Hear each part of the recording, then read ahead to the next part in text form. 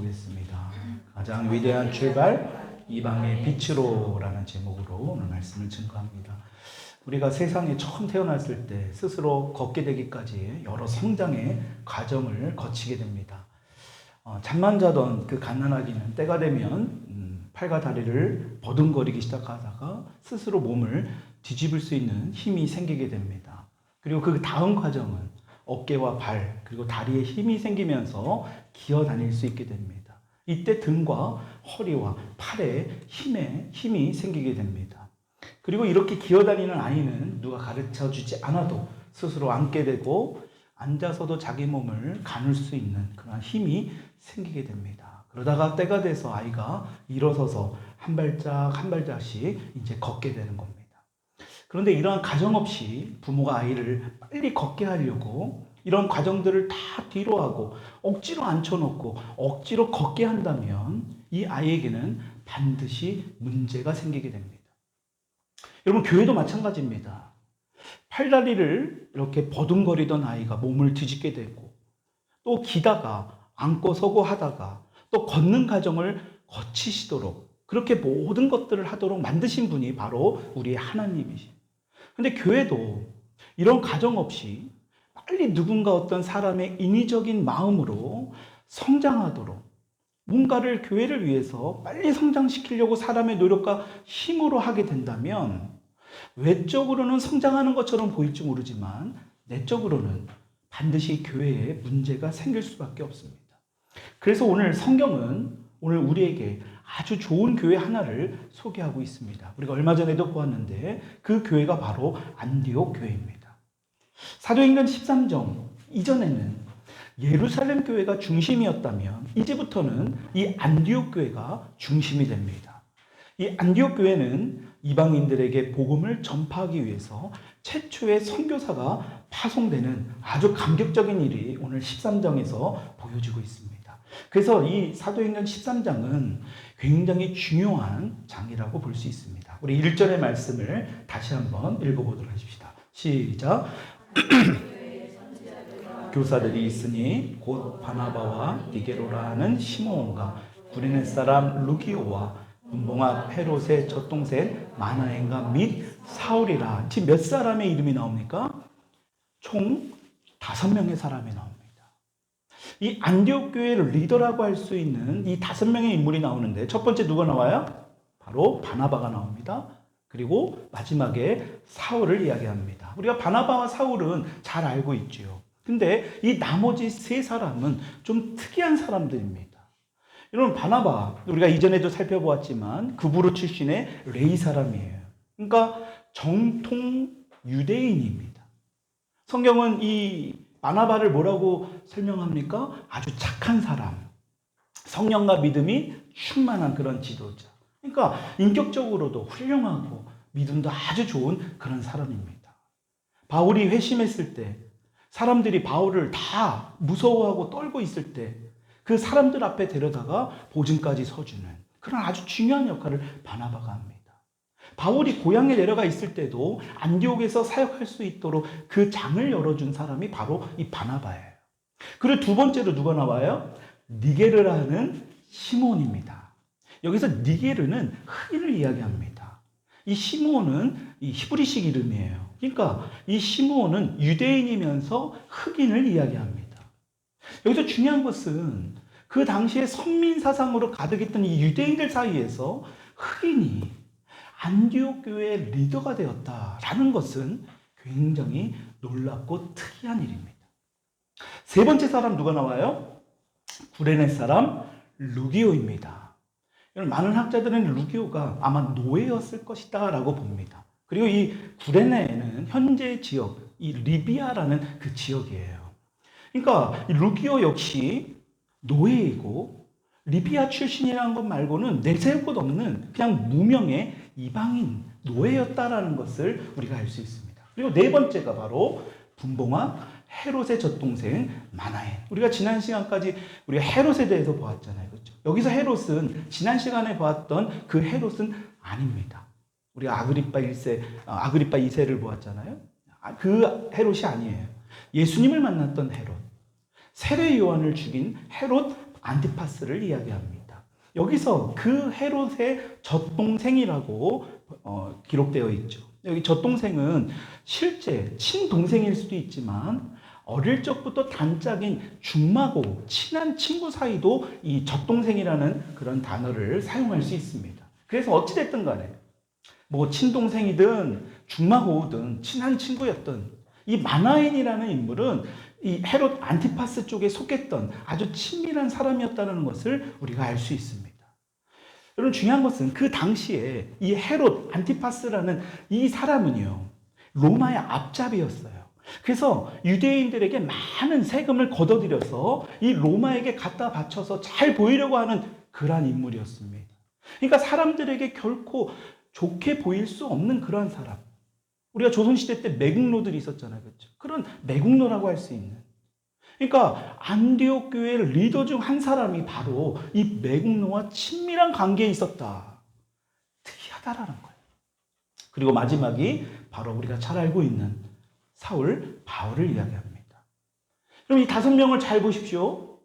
아까도 얘기했지만 정통 유대인입니다. 그리고 흑인 노예예요. 무명의 이방인입니다. 또 매국노예요. 매국노와 절친이잖아요. 그렇죠? 그리고 또 교회를 공격했던 사울. 여러분, 이 5사람들만 보더라도 어떻게 이런 사람들이 안디옥 교회의 지도자가 될 수 있었을까? 이들이 살아온 배경이 다 달라 보이고 삶의 방식도 달랐을 것이고 어떤 지적인 수준도 아마 다 달랐을 거예요. 노예도 있으니까요. 여러분, 흑인도 있습니다. 여러분, 그런데 어떻게 이런 사람들이 하나가 돼서 교회의 지도자가 될 수 있었을까? 엄청나게 많은 갈등이 있었을 것 같지 않습니까? 여러분, 그럼에도 불구하고 이들이 안디옥 교회의 리더가 될 수 있었던 것. 여러분, 그 무엇인가가 구심점이 없었다면, 다시 말해 중심이 뭔가가 있지 않았으면 이것은 결코 불가능한 거예요. 여러분, 그 구심점, 중심이 될 수 있었던 것이 무엇일까요? 바로 예수 그리스도의 복음이에요. 여러분, 그것이 만약 없었다면, 복음이 없었다면, 여러분, 이 사람들이 하나가 되는 것은 결코 불가능했을 거예요. 여러분, 복음이 뭐예요? 자격도 없는 나에게 예수님께서 구원을 베풀어 주신 거잖아요. 여러분, 그러니까 이들에게요, 다 자신들이 자격이 없는 자신들이라고 생각했던 거예요. 어떻게 나 같은 사람을 예수님께서 십자가에서 죽으시고 부활하셔서 나를 구원시켜 주셨을까? 똑같은 이 중심점, 그 예수님의 복음이 이들을 하나로 만들게 하는, 이들이 굉장히 그 안디옥 교회의 리더로서 이 일을 감당케 하는 아주 중요한 일이었다라는 것입니다. 여러분, 이러한 안디옥 교회에서 최초의 선교사를 파송하는 그러한 사건이 나옵니다. 그럼 그때가 언제였는가? 우리 2절의 말씀 같이 읽어봅시다. 시작. 성령이 이르시되 내가 불러 시키는 일을 위하여 바나바와 사울을 따로 세우라 하시니. 여러분, 지금 바나바와 사울은 우리가 앞서서 보았던 이 5명 중에서도 굉장히 중요한 인물이에요. 그러니까 성경에서도 계속 언급하고 있잖아요. 여러분, 지금 안디옥 교회는 1년 정도 그 안팎밖에 되지 않는 그런 교회입니다. 그 당시에 아주 이제 시작하지 얼마 안 된 그런 교회. 여러분, 그런 교회에서 가장 핵심이라고 할 수 있는 이 둘을 빼낸다면, 여러분, 우리 인간적인 시각에서 본다면 결코 이것은 있을 수 없는 일이에요. 여러분, 그런데 왜 이런 일을 누가 하셔요? 2절을 보니까 성령님께서 하십니다. 왜 성령님께서 이런 일을 하실까요? 여러분, 잘 보십시오. 교회는 어떤 특정한 사람에 의해서 움직이는 것이 아니라는 것을 말씀하고 있는 거예요.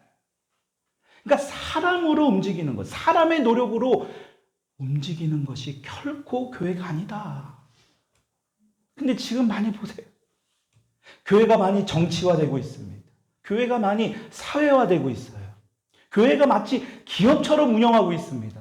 그러니까 세상에서 말하고 있는 어떤 그런 좋은 방식들을 교회에 동원시켜가지고요, 교회에서 마치 사람들을 계속해서 늘어나게 되는 것이 부흥인 것처럼 착각합니다. 여러분, 부흥이라는 원어의 의미, 이전에 한번 말씀드렸죠? 부흥은 숫자적으로 늘어나는 것을 이야기하는 게 아니에요. 진짜 부흥은요, 죽어가는 사람들이 다시 살아나는 것이 부흥이에요.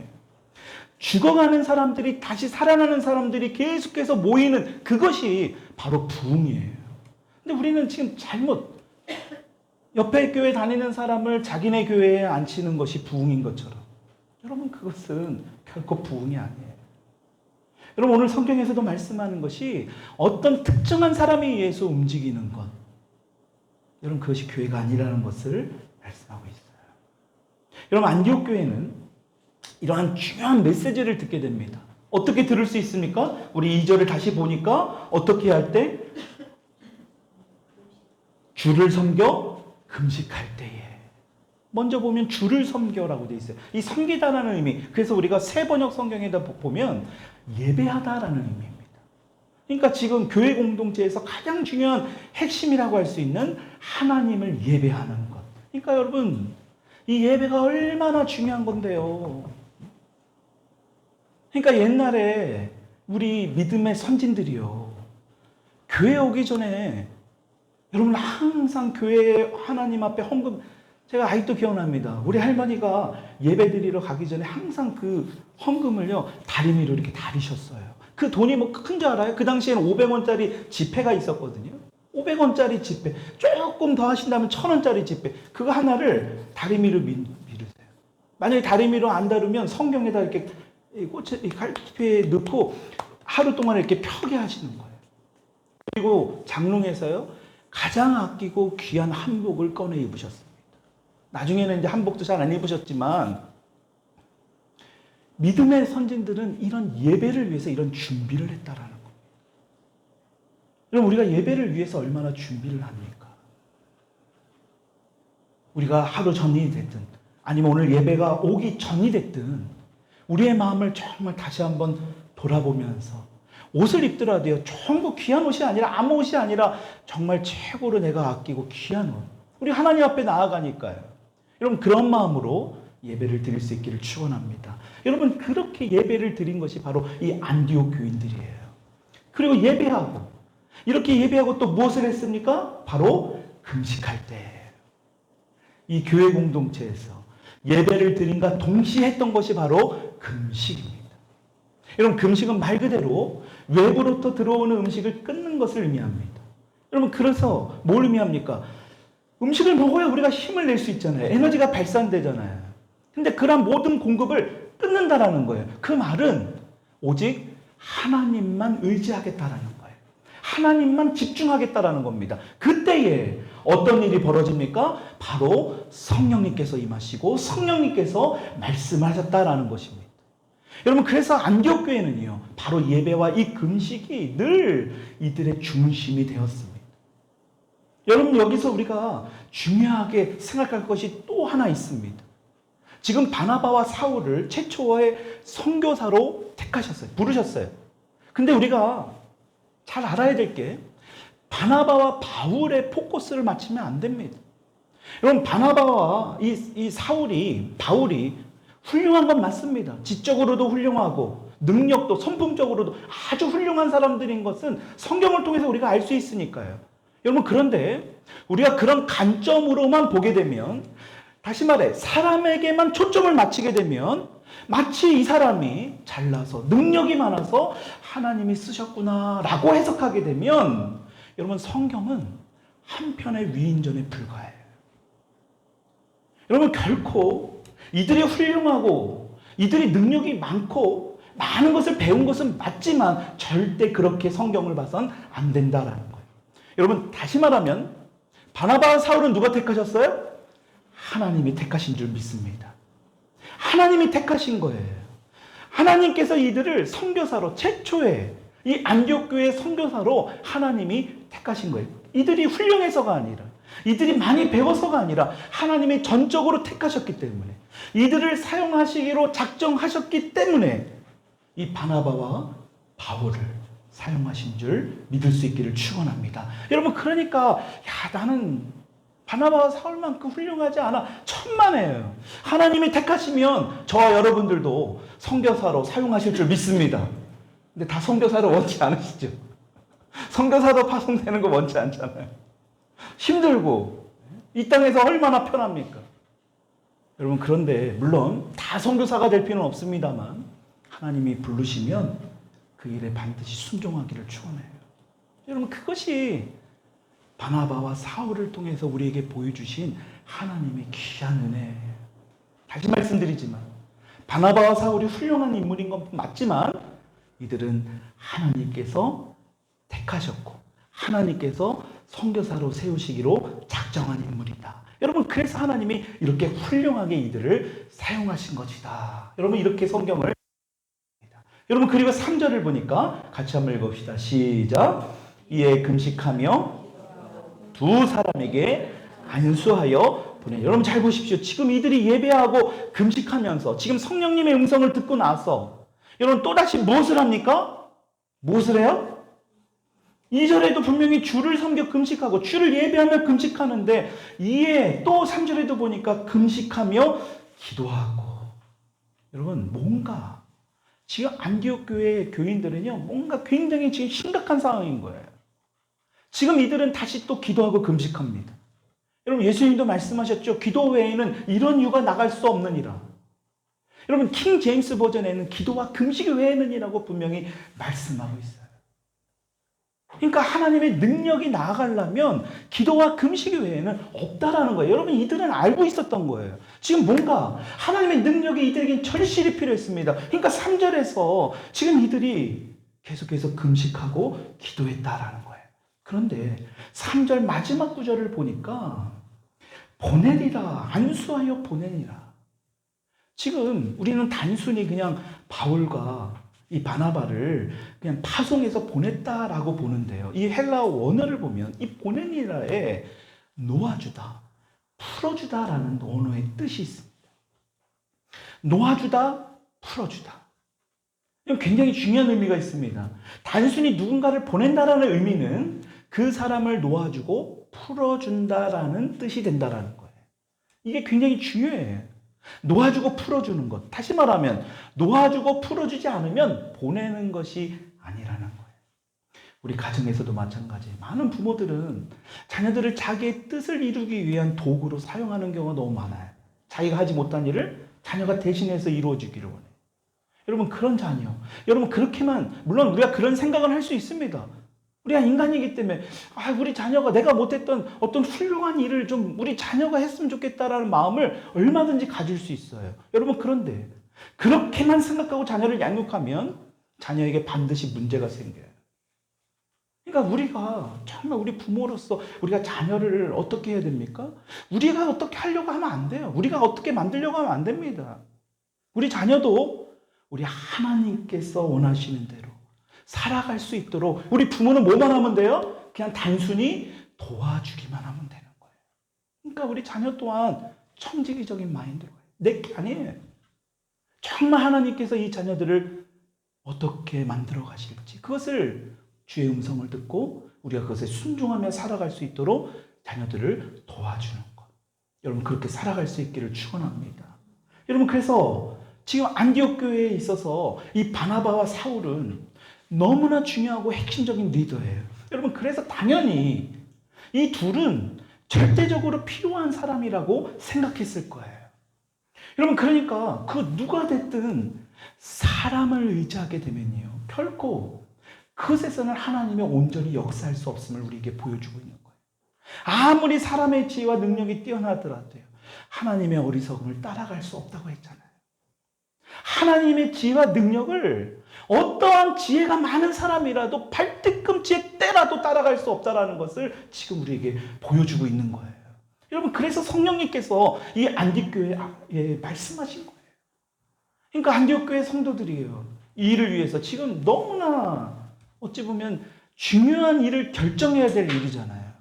그러니까 이들이요, 계속해서 뭐합니까? 금식하고 기도하고. 여러분, 그렇게 한 이유가 바로 여기에 있는 거예요. 이제 이 안디옥 교회에서 이 둘을 파송하게 됩니다. 아주 귀한 일이죠. 쉽지 않은 일이에요. 여러분, 그렇게 파송받은 이 바나바와 사울이 길을 떠나게 돼요. 4절의 말씀 같이 한번 읽읍시다. 시작. 두 사람이 성령의 보내심을 받아 실루기아에 내려가 거기서 배 타고 그브로에 가서 그브로로 가게 됩니다. 여러분, 그브로가 누구의 고향이에요? 아까 말했던 바나바의 고향이죠. 지금으로는 키플로스. 그럼 그곳으로 왜 이들이 먼저 갔는지는 우리는 알 수 없습니다만 바나바의 고향이기 때문에 뭔가 친숙한 지역이어서 그곳으로 갈 수도 있었습니다. 그건 우리가 알 수 없습니다. 예수님이 말씀하신 것처럼 예루살렘과 온 유대와 사마리아와 땅끝까지 이르러 내 증인이 되리라 말씀하셨잖아요. 그러니까 지금 예루살렘과 가까운 곳에서부터 시작하려고, 왜냐하면 땅끝까지 이르러 이제 시작해야 되니까 아마 그곳에서부터 시작했는지도 몰라요.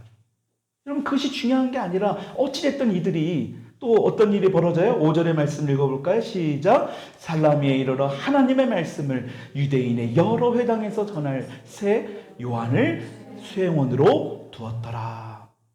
그러니까 이들이요, 지금 바나바의 고향인 그브로에 가서 헬라인이나 이방인을 먼저 찾아간 것이 아니라 어디부터 가요? 유대인들의 회당에 들어가서 복음을 전하게 됩니다. 여러분, 이때 누구를 같이 데리고 가요? 수행원으로 마가라는 요한을 데려갑니다. 여러분, 이 요한이 바로 지난 시간에 보았잖아요. 그렇죠? 마가의 다락방, 오순절에 120명의 기도가 성령을 받은 그곳, 베드로가 잡혀갔을 때 간절히 기도했던 바로 그곳, 이 마가의 어머니의 집이지만 어쨌든 그 마가라는 요한, 바로 그 사람을 이야기합니다.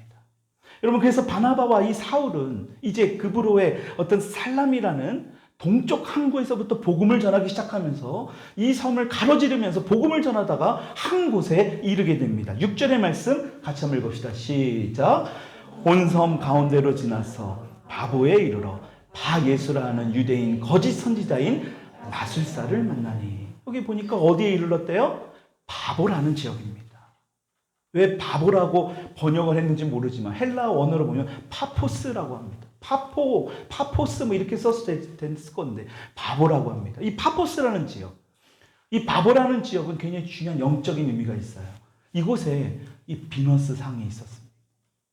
여러분, 이 비너스 상에서 많은 신상을 만들어 놓고요, 이곳에 온갖 더러운 우상 숭배를 했던 곳이에요. 그래서 세계 역사를 보면 이 파포스라는 곳에서 온갖 음란하고 타락하고 아주 못된 짓을 한 그곳이 바로 이 파포스입니다. 그러니까 이 로마가 지금 지배하고 있잖아요. 그러니까 로마가요, 어떤 한 종교를 섬기라고 하지 않았어요. 여러 종교를 섬기라고, 폭동만 일어나지 않으면 돼. 어떤 종교를 섬기든 니네들 마음대로 해. 근데 이 파포스라는 지역이 유독 온갖 우상 숭배의 그런 온상이었던 지역이 바로 이곳이었습니다. 그래서 이곳에 사는 사람들을 파피안이라고 불렀는데 이 파피안이라는 뜻이 더러운 동네 사람들이라는 뜻이었다고 해요. 여러분, 바로 그곳에 지금 누가 갔다고요? 바로 바울과 바나바가 간 거예요. 여러분, 그곳에 누가 있었습니까? 거짓 선지자인 마술사 한 사람을 만나게 됐는데 그가 유대인이에요. 7절 말씀 같이 한번 읽읍시다. 시작. 그가 총독 서기오 바울과 있으니 서기오 바울은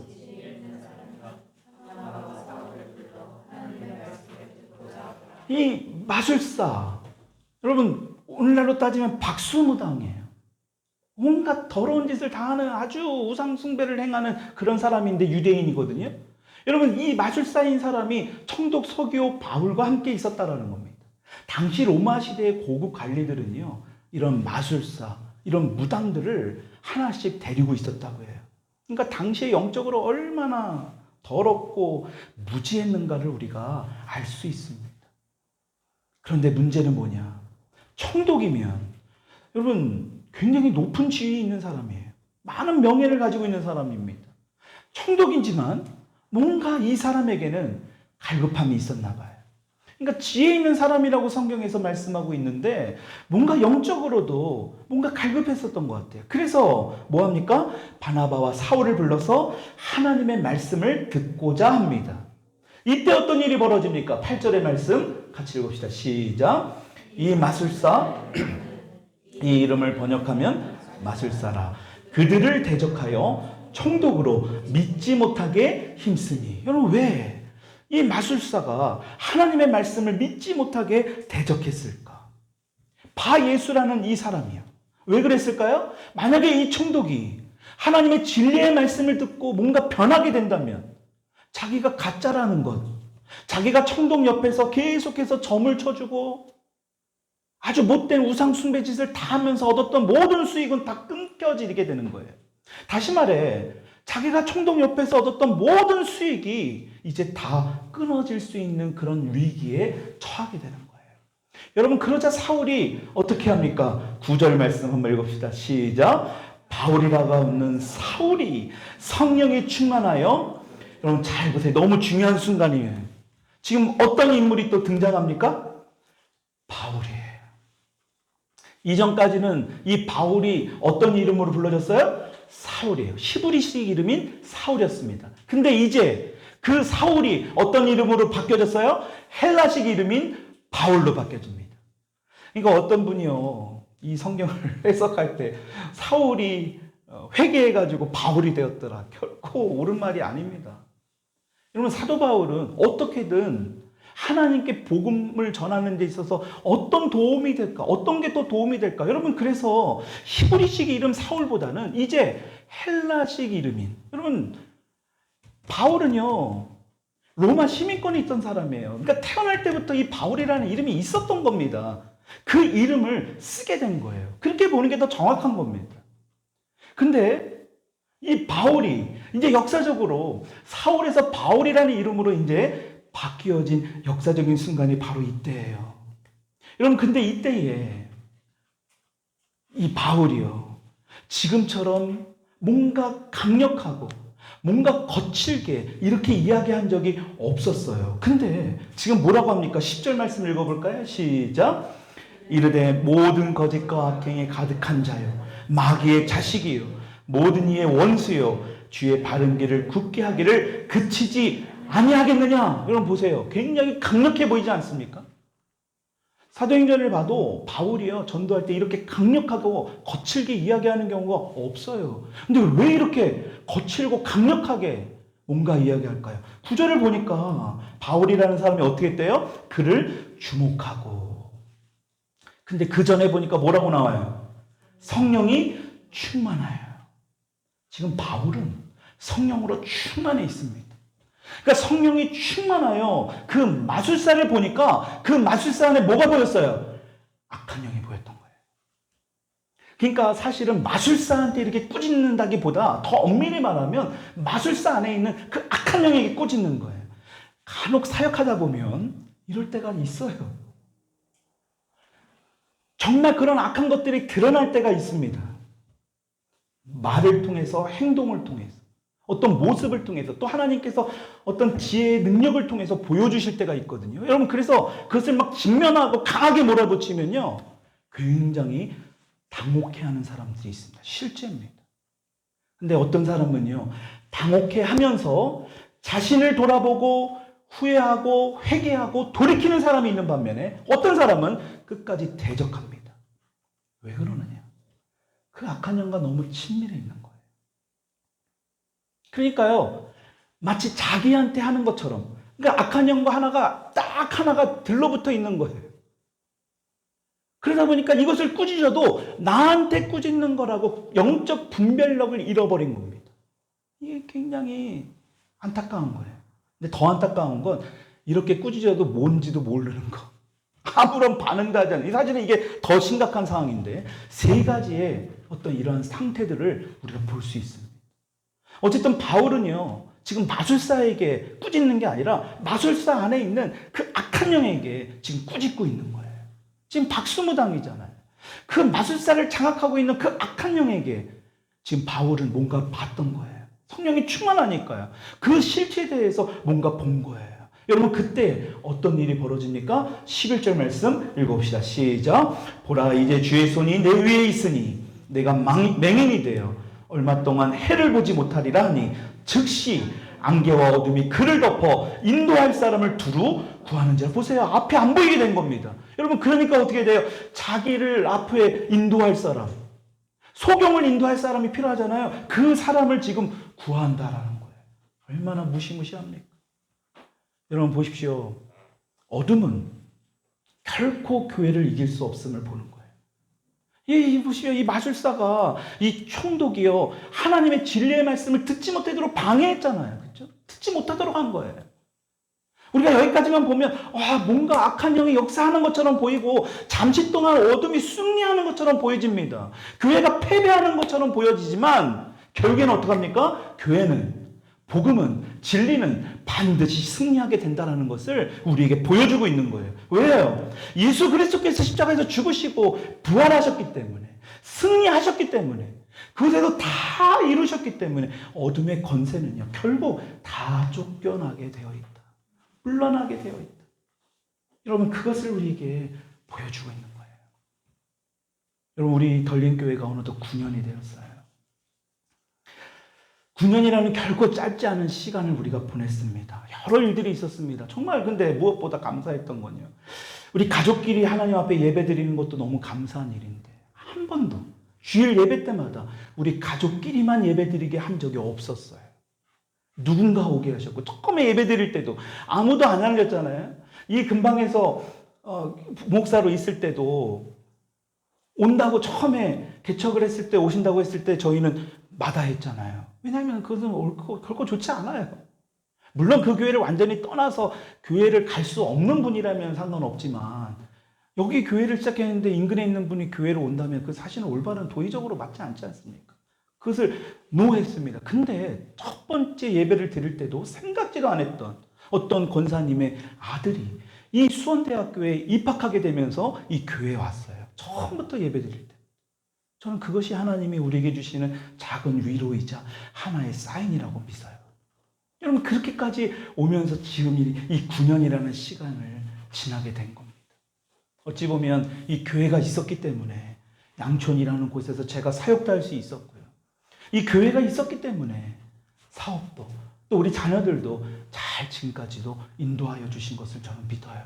그리고 또 앞으로도 하나님께서 예비한 그런 많은 영혼들을 또 이곳에 보내주시고, 또 치유가 필요하고 상처를 회복해야 하는 정말 그런 많은 영혼들을 우리 교회 가운데 보내주실 거라 믿습니다. 여러분, 그 모든 것들, 잠깐은 어떤 방해하는 세력도 있고요. 오늘도 보십시오. 방해하는 세력이 있을 수 있습니다. 그런데 결국에는 그 모든 것을 우리 교회는 승리하게 될 것이다라는 거예요.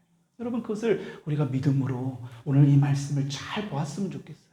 그러니까 앞으로 우리 교회는요, 다 우리 개개인이잖아요.